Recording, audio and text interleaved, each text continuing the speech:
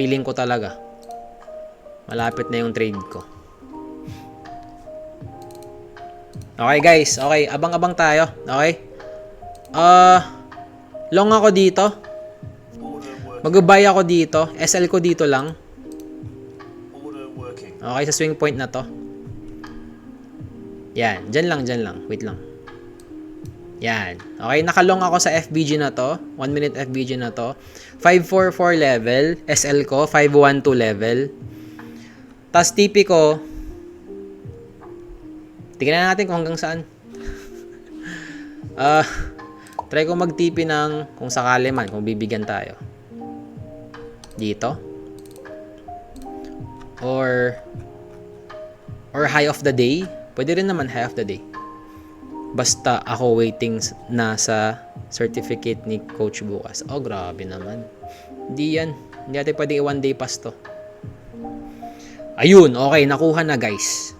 Okay, nakuha na yung breakaway gap. So, mataas yung chance na tataas pa yung price. Pag ganun ha, pag ganun.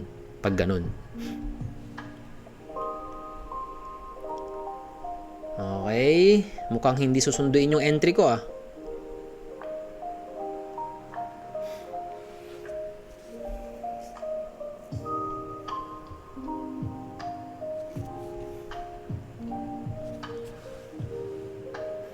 Okay, panalo ba today or talo?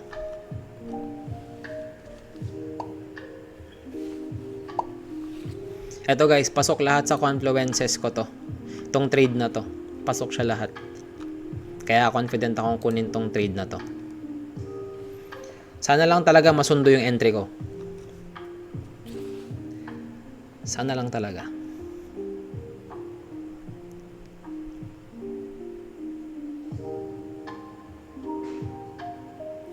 Wait lang, anong meron sa 30 seconds time frame? Okay.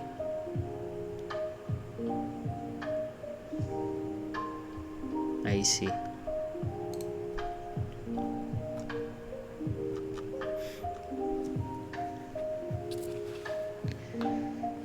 Okay.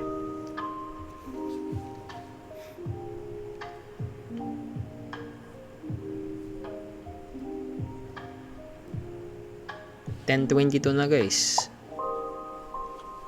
Gusto ko makakita ng malalaking price movement.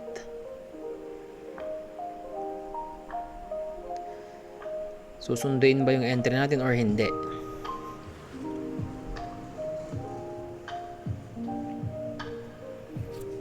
Okay, ulitin ko guys, naka-buy limit ako, 544 level. Tapos ang TP natin, hindi ko pa alam. Eto, pwede to. Relative equal highs, pwede yan. Pero kasi may meron kasing sensitive level sa baba eh. Yun yung kinakatakutan ko. Siguro dito lang guys. Yan, equal highs lang na to. Yan, dyan lang yung TP ko kung sakali. Okay. Feeling ko hindi hihintayin yung entry natin. Ay, hindi ko kunin yung entry natin. Feeling ko lang.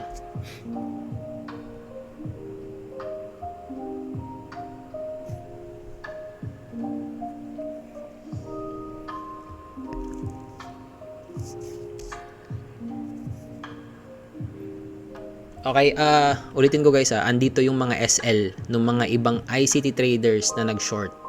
Yung iba, dito lang yung SL nila kanina. Nahagip na yung SL nila. Di ba? Di ba? Yun, yung ibang naka-short na hagip na SL nila. Ano ba yan price? Hintayin mo naman kami. Wait lang, 1 hour time frame. Diretso dito, possible dito. Okay, sige. Ay, naku guys. Pag nag-higher high to,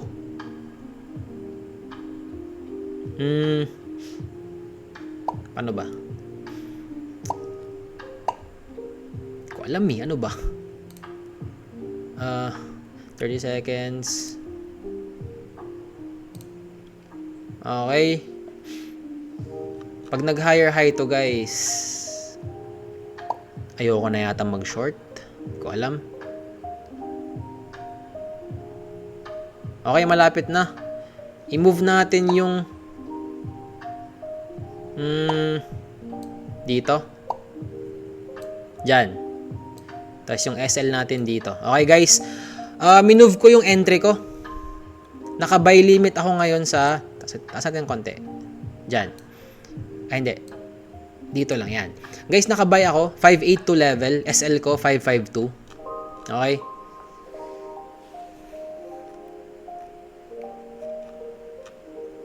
Kasi mukhang hindi na babalikan yung entry natin eh. Magiging breakaway gap na to guys.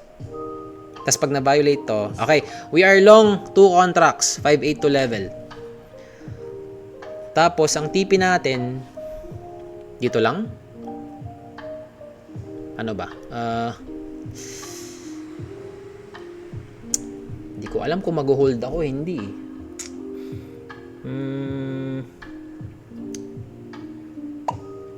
Yung ES nag-higher high na. Okay, malapit tayo ma-SL. Ma-SL ba tayo? Hindi.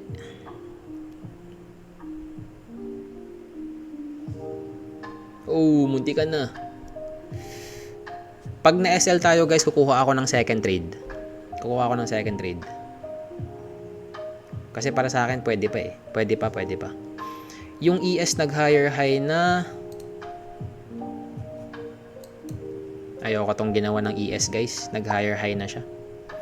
Ayoko tong ginagawa ng ES.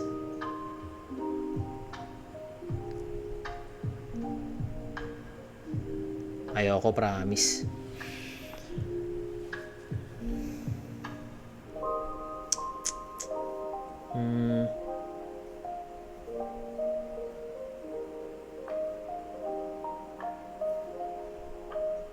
Dito. Ayoko tong ginawa ng ES na to. Bad sign sa akin to. Mo na, okay lang yan. Kung SL. Basta ang mahalaga, pasok lahat sa confluences natin yung trade natin. Hindi tayo nag-miss out ng kahit isa.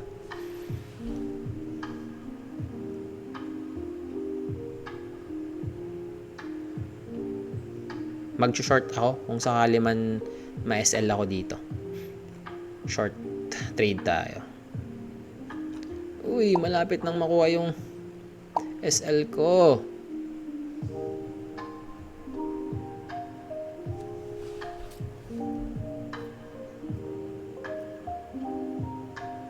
Wait lang. Check ko nga yung 1 minute time frame ng ES.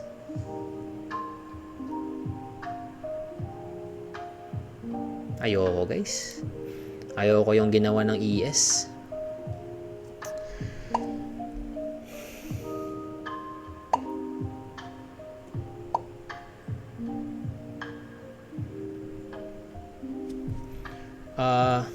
Nga pala, nakalimutan ko maglagay ng TP.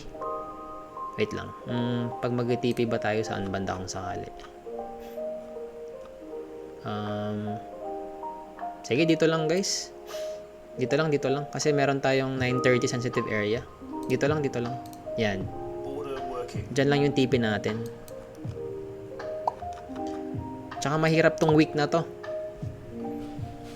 Mag-hold sana kung ginawa niya yung ine-expect ko kanina na gagawin ng price. Pero hindi niya kasi ginawa eh. Yun yung pang-hold na trade sana. Pero wala eh, hindi niya ginawa.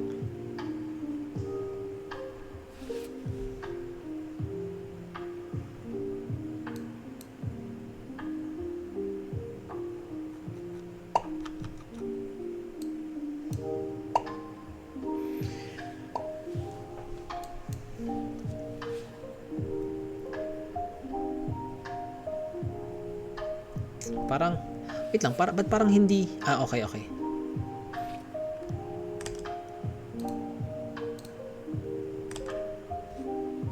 Okay, di ko alam ba't nag-workout yung trade.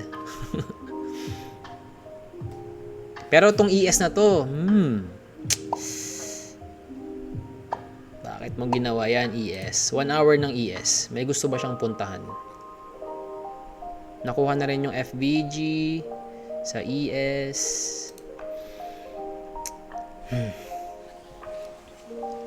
Okay, 15 seconds. 15 seconds bago 10 seconds bago mag 10:30.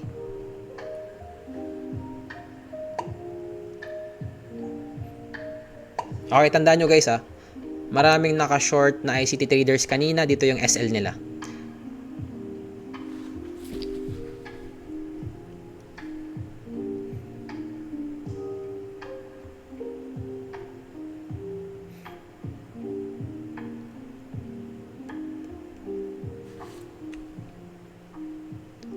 Okay, 50% nun. 1 minute time frame. Okay, body close yung ES guys. So mataas yung chance ang tataas pa tong price. Body close yung ES.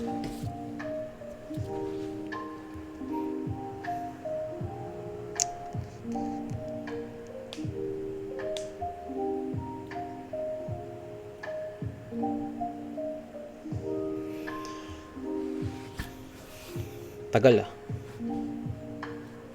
Hindi, pwede pa yan bumalik sa FVG na to. Yan, pwede pa. Pwedeng. Kasi IFVG to IFVG to, tapos natapatan niya tong FVG na to. Pwedeng bumalik pa yan dyan. Ayun, pumunta na. Okay, pumunta na sa FVG. Tas, sana i-respect niya to. Gusto kong i-respect niya to.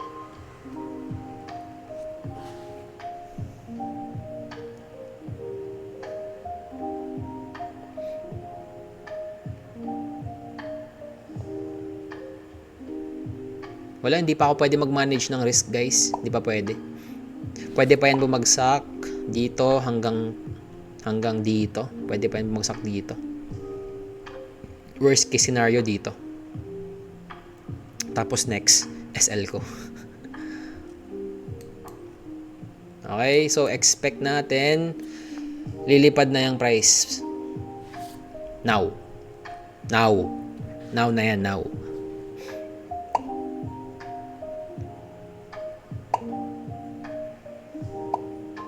Okay. Big moves. Big candles pataas. Yun yung gusto kong makita.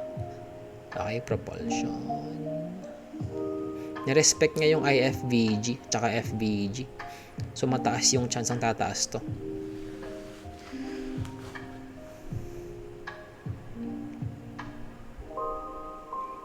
Bang! Tapos ang Wednesday. Yun na yung trade natin. TP hit na naman.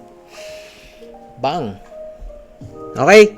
So, yung TP natin, SL ng ibang ICT traders.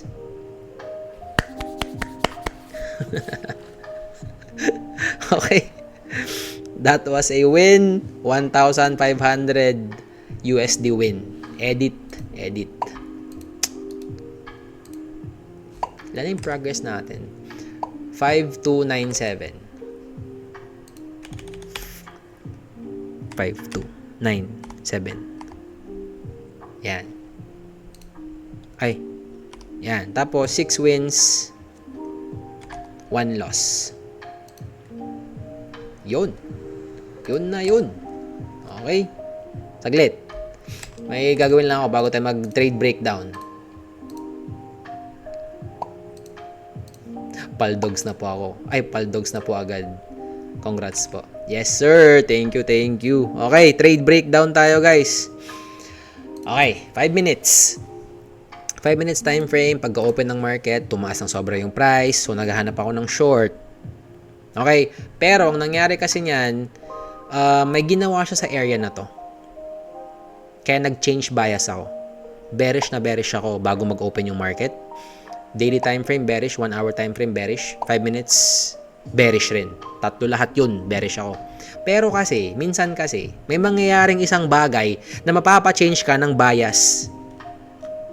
Pwede mong i-change yung bias mo. Pwede yun. Okay? Sa mga ibang tao hindi nakakalam ng bias, ibig sabihin ng bias, direction of the market. Okay? So yun, tapos nakita ko, bumagsak yung price dito banda. Tapos, ang gusto ko talagang makita, guys. Sorry. Ang gusto ko talagang makita, pumunta dito. Correct? So, ang nangyari niyan kasi, guys, hanggang dito lang yung binagsak niya. At hindi na dito, sa FVG na to. So, etong dalawa na to, magiging breakaway gap yan. Okay? Magiging breakaway gap yan. Tapos, hindi ko pwedeng sabihin kung bakit naging breakaway gap to. Basta breakaway gap yan. Okay? Tapos, meron tayong breaker dito. Yan. Meron tayong set of breakers dyan. Yan. Okay, hanggang dyan lang yung price kasi meron tayong set of breakers dito.